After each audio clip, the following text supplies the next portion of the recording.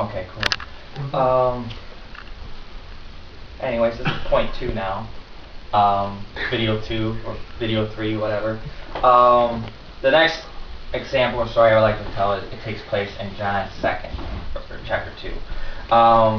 In this situation, I'm sure you guys are familiar with it. Whatever, it's in this chapter. It's about Passover week, and it's pretty much it was the holiday for the people back then. It was like their Christmas basically, and it was pretty much it was a festival on unleavened bread, and basically, in other words, it was their way of celebrating their freedom from slavery in Egypt. And this was a big deal, obviously, and people from all over would go to these temples to, contribute money to the temple and make, at the time it was customary to have animal sacrifices for sins. And this was the problem, though. When people would come from miles away to this temple, or temples, they would get there, and it'd be just overrun with merchants. People just trying to sell them stuff. The first example I would like to point out is more likely, obviously since people who needed animals or whatever brought animals, often at times there'd be people selling animals there, and just to make a quick buck, the priests or Pharisees, whatever, would call these animals that these people brought unholy or unclean. So therefore, they would have to buy it from the merchants, and the merchants more than likely charge them 3 times the cost it was.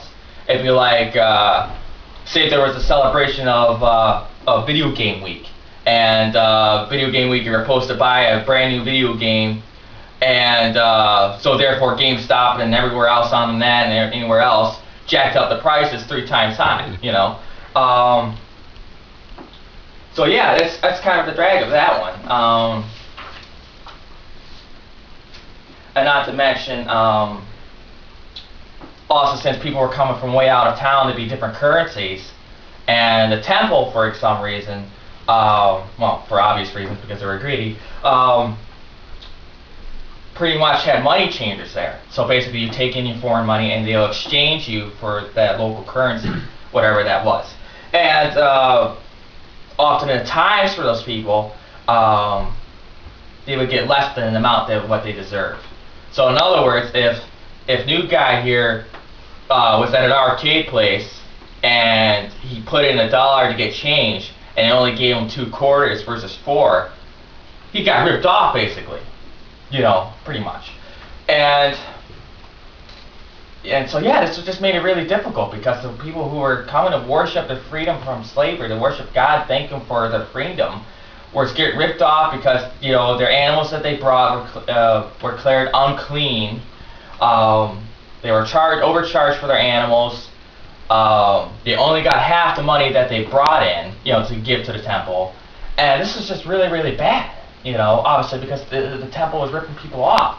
And this is how God resolves this ridiculous situation. Pretty much, I think this is the only outward expression I think Jesus has in the Bible of anger.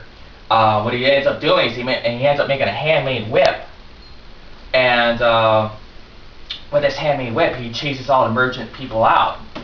Just kind of going Indiana Jones on them basically, and overturning tables, letting all the animals loose, just tearing the place apart, man. Kind of like the best way I could put it is like, imagine a dude running through a bar fight with a whip.